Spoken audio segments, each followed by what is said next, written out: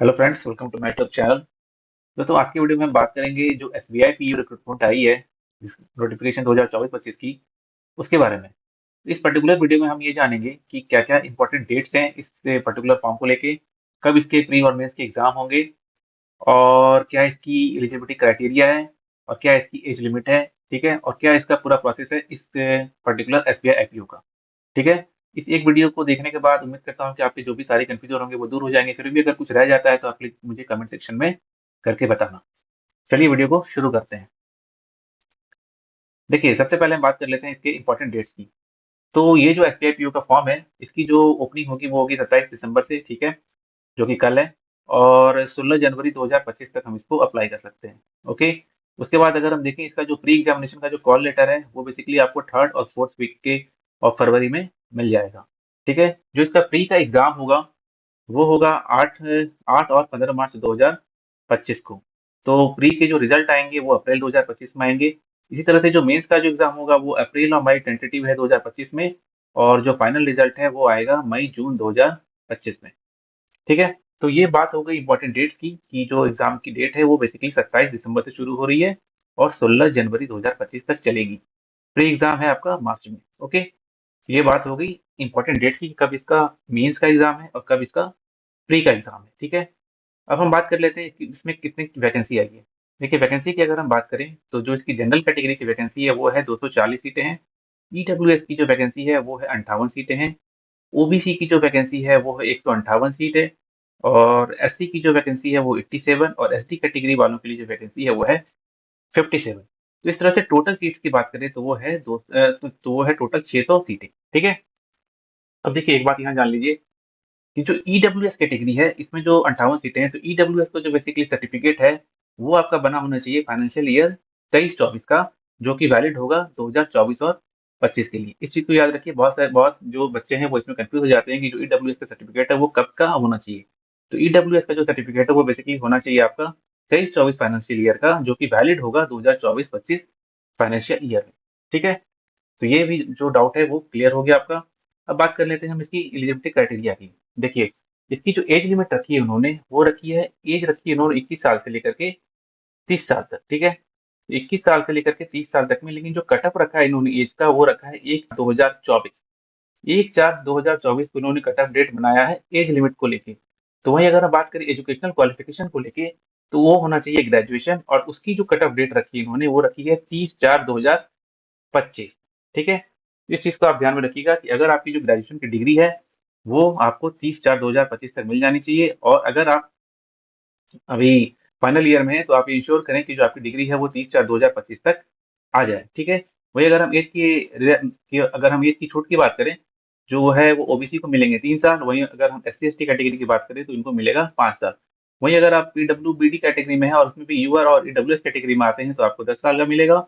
और अगर आप ओबीसी कैटेगरी में आते हैं तो फिर 13 साल का। और वहीं अगर आप पीडब्ल्यू डीबीडी में S C S T category में आते हैं तो आपको 15 साल की छूट मिलेगी। ठीक है। तो एक चीज आप ध्यान में रखिएगा कि एज की जो लिमिट है उसकी जो कट ऑफ है वो रखी गई है 1/4/2024। और जो ग्रेजुएशन की डिग्री है उसकी जो कट ऑफ डेट रखी गई है वो रखी गई है 30/4/2025। ठीक है।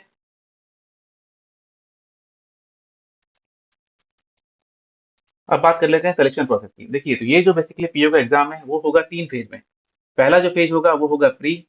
दूसरा जो फेज होगा वो होगा मेंस। मेंस में दो दो चीजें होंगी, ऑब्जेक्टिव प्लस डिस्क्रिप्टिव। ठीक है। और जो तीसरा फेज होगा वो होगा साइकोमेट्रिक टेस्ट का, ग्रुप एक्सरसाइज का, और इंटरव्यू होगा। तो ये 3 फेज में ये एग्जाम कंडक्ट होगा।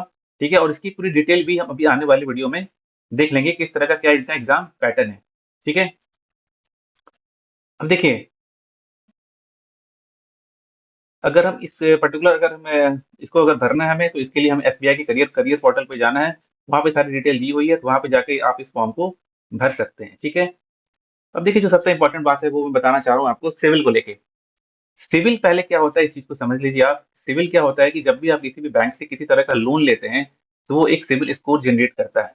सिविल स्कोर जो होता है वो मैक्सिमम मैक्सिमम 900 तक का होता है। 900 में जो होता है वो आपका जो सिविल है वो जनरेट कर दिया जाता है। ठीक है। तो सिविल में होता क्या है कि बेसिकली जब भी आपने किसी बैंक से, या आपके पास क्रेडिट कार्ड भी है, उसका भी अगर किसी तरह का अगर ड्यू रह जाता है तो वो सिविल डिफॉल्टर के केस में आता है, ठीक है। तो आपको क्या करना है कि अगर आपका मान लो एग्जिस्टिंग कोई लोन चल रहा है, ठीक है, एग्जिस्टिंग कोई लोन चल रहा है और उसकी पेमेंट अगर टाइम टू टाइम पे हो रही है, फिर तो कोई दिक्कत नहीं है। अगर आपका किसी भी तरह का पेमेंट अगर ड्यू जा रहा है फिलहाल के लिए, तो आप यकीनन आप अपना जो सिविल है वो एक बार चेक कर लीजिएगा किसी भी वेबसाइट पे जाके। बहुत सारी जो वेबसाइट हैं जो फ्री में आपको सिविल स्कोर बतला देंगी। तो अगर आपका सिविल अगर 750 से नीचे है तो यकीनन ये एक सोचने वाली बात होगी। तो उस केस में आपको क्या करना है कि जो भी आपका ड्यू है उसको आपको क्लियर करना है। अभी नहीं करनी, क्लियर करने वाली बात है, ऐसा नहीं कि फॉर्म भरने से पहले क्लियर करना है। जो आपकी डेट ऑफ ज्वाइनिंग होगी उस दिन से पहले आपको ये जो है जो भी आपका ड्यू है वो क्लियर होना चाहिए। अगर इस केस में मान लीजिए आपने ड्यू तो क्लियर कर दिया बट अगर आपका सिविल स्टेटस अभी भी अपडेट नहीं हुआ तो उस केस में आपको क्या करना है कि जिससे भी आपने पैसे लिए हैं उनसे आपको एक एनओसी लेना होगा। और वो एनओसी आपको उस टाइम पे बैंक को दिखाना होगा कि भैया हमने जो लोन लिया था वो हमारा क्लियर है बट सिविल जो है वो अभी तक अपडेट नहीं हुआ। ठीक है, तो ये हो गई बात सिविल की। सिविल को आप बिल्कुल भी इग्नोर ना करें। ठीक है, अब जैसा कि मैंने कहा था कि अब हम बात कर लेते हैं कि इनका किस तरह का एग्जाम है। ठीक है, चलिए वहां पे चलते हैं। ये मैंने इसका एडवर्टाइजमेंट डाउनलोड कर रखा है। ठीक है, देखिए पहला जो एग्जाम होगा वो होगा प्री एग्जामिनेशन। प्री एग्जाम में होंगे बेसिकली 100 नंबर के। ठीक है, 100 नंबर का होगा। 100 नंबर सॉरी, 100 क्वेश्चन होंगे। और ये total 100 question, total maximum marks 100 और टाइम पीगा 1 घंटे का। ठीक है, 1 घंटे में 100 क्वेश्चन, 100 नंबर। और क्या क्या आएगा, बेसिकली इसमें 3 सेक्शन होंगे। इंग्लिश लैंग्वेज का 40 क्वेश्चन, और वहीं अगर हम क्वांट की बात करें तो क्वांट के होंगे 30 क्वेश्चन। और वहीं अगर हम रीजनिंग एबिलिटी की बात करें तो वो होगा 30। ठीक है, तो टोटल 100 क्वेश्चन हो गए इसके। ठीक है, अब बात कर लेते हैं हम इसकी कि सिलेक्शन क्राइटेरिया क्या होगा मेंस एग्जामिनेशन का। जो बच्चे प्री में बैठेंगे किस बेस, तो क्या होगा कि यहाँ पे देखिए सबसे बड़ी जो अच्छी बात है यहाँ पे कि इन्होंने किसी भी तरह का कोई सेक्शनल कट ऑफ नहीं रखा है प्री एग्जाम्स के लिए, जो कि बहुत अच्छी बात है। कई सारे एग्जाम्स में ऐसा होता है आपको इंग्लिश में इतने नंबर लाने हैं, क्वांट में इतने ही लाने हैं, रीजनिंग में इतने ही लाने हैं।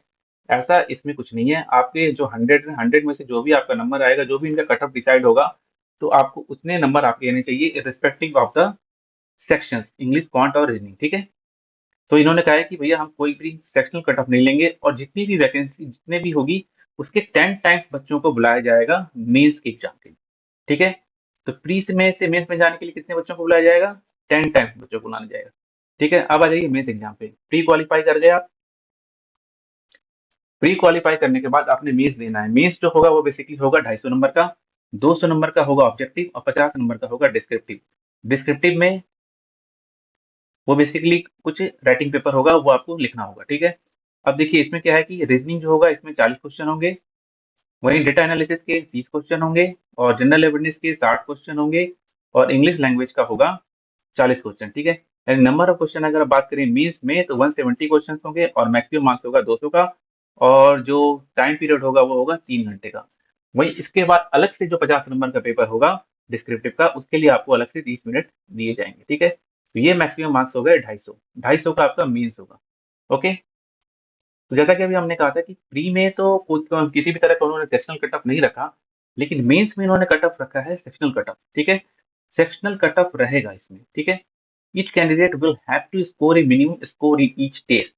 ठीक है, यानी कि इस टेस्ट में मतलब हर एक टेस्ट में जो ये है आपका test 1, test 2, test 3, test 4, that is reasoning, data, general awareness and English, तो इन सब में आपको इंडिविजुअली स्कोर करना होगा। ठीक है, इस चीज को आप याद रखिएगा। अब ये कह रहे हैं कि फेज 3 में होगा। फेज 3 को बुलाएंगे भैया, तो फेज 3 में हम उनको बुलाएंगे कि मतलब कि अप टू 3 टाइम्स। याद रखिए प्री से मेंस में उन्होंने बोला है 10 टाइम्स में बुलाएंगे और फिर मेंस एग्जाम के बाद जो फेज 3 एग्जाम होगा उसके लिए अप टू 3 टाइम्स बच्चों को बुलाएंगे। ठीक है, तो ये बात हो गई आपकी मेंस एग्जाम्स की। अब मेंस एग्जाम के बाद आता है, उसके बाद ये कह रहे हैं कि जो बेसिकली जितने भी ऑब्जेक्टिव टेस्ट हैं, जैसे कि फेज 2 और फेज 1 में जो भी ऑब्जेक्टिव टेस्ट हैं उसका 1/4 जो है वो नेगेटिव मार्किंग है। ओके, अब हम बात कर लेते हैं फेज 3 की। फेज 3 में होगा आपका साइकोमेट्रिक टेस्ट, ग्रुप एक्सरसाइज और पर्सनल व्यू। ठीक है, तो ये यहाँ पे टोटल ये होगा 50 नंबर का। इंटरव्यू के होंगे 30 नंबर और ग्रुप एक्सरसाइज के होंगे 20 नंबर। तो इस तरह से 50 नंबर का ये होगा, यानी कि 250 का हो गया आपका मेंस का पेपर और 50 नंबर का हो गया साइकोमेट्रिक टेस्ट का। ठीक है, तो टोटल होनी चाहिए बेसिकली 300 नंबर। ठीक है, 300 में इसको बेसिकली राउंड अप किया जाएगा नॉर्मलाइज करके, 75 नंबर का यहाँ पे रखा जाएगा यानी कि मेंस एग्जामिनेशन का, और ग्रुप एक्सरसाइज को कर दिया जाएगा 25 का। जो टोटल कट जो फाइनल मेरिट लिस्ट बनेगी वो बनेगी 100 नंबर की। ठीक है, ये पूरी बात हो गई। और जो प्री एग्जामिनेशन है, जो जो प्री पेपर होगा, वो सिर्फ क्वालिफाइंग इन नेचर है। उसका फाइनल मेरिट लिस्ट में किसी भी तरह का कोई रोल नहीं होगा। ठीक है। अब ऐसा इसमें कुछ लिखा नहीं है, बाकी तो ये कॉल लेटर वेटर है लिखे हैं आपको। ठीक है। एक चीज आप यहाँ देख लीजिए, नंबर ऑफ जो एप्लीकेशन फीस है, ये इंपॉर्टेंट है। एप्लीकेशन फीस जो है वो 750 रुपये लगेगी फॉर अनरिजर्व ईडब्ल्यूएस और ओबीसी कैंडिडेट को, और ये नील है for ST ST and PWBD candidate को। ठीक है। वही अगर हम नंबर ऑफ अटेम्प्ट की बात करें, जो कि बहुत इंपॉर्टेंट हो जाता है, तो यूआर और ईडब्ल्यूएस का जो नंबर ऑफ अटेम्प्ट है वो 4 है। वहीं अगर हम यूआर में अगर पीडब्ल्यूबीडी और ईडब्ल्यूएस में पीडब्ल्यूडी और ओबीसी में अगर पीडब्ल्यूडी है तो 7। और वहीं अगर एस सी एस टी है, S C S T PWD में है तो आपको नो रिस्ट्रिक्शन। ठीक है। तो ये बात हो गई नंबर ऑफ अटेम्प्ट्स की। और नंबर ऑफ अटेम्प्ट्स कब से काउंट करेंगे? ये काउंट करेंगे 18/4/2010 से। ठीक है। Appearing in preliminary examination will not be counted as a chance appearing in main examination. तो ये कह रहे हैं कि अगर आप मेंस में बैठे हो तो फिर वो काउंट करेंगे कि चांस का। अगर आप प्री में दिए हो और अगर आप प्री में फेल हो गए तो फिर आपके लिए कोई जो रिस्ट्रिक्शन है वो एप्लीकेबल नहीं होती है। आप एग्जाम दे सकते हैं। ओके। तो उम्मीद करता हूँ ये सारी चीजें क्लियर हो गई आपकी, और अब ऐसा कुछ इसमें है नहीं। तो चलिए देखिए यहाँ पे एक बार समअप कर लेते हैं। ये मैंने बता दिया पूरी तरह से कि प्री एग्जाम्स का क्या शेड्यूल है, मेंस का क्या है, और साइकोमेट्रिक टेस्ट का क्या क्या नंबर है, क्या क्या वेटेज होंगे। प्री और साइको मिला के करीब 300 का पेपर है। 300 नंबर होंगे। 300 में उनको नॉर्मलाइज कर दिया जाएगा। 75 का मेंस एग्जाम हो जाएगा और 25 का साइकोमेट्रिक हो जाएगा। इसकी वजह से फाइनल रिजल्ट डिस्प्ले कर दिया जाएगा। ठीक है।